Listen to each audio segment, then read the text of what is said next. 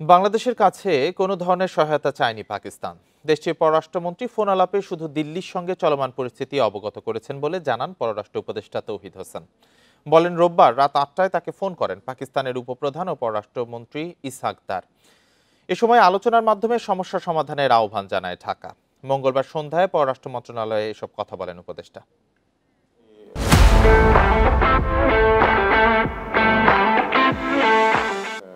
Just কারা যান করছেন সেটারই বিবরণ দিয়েছেন।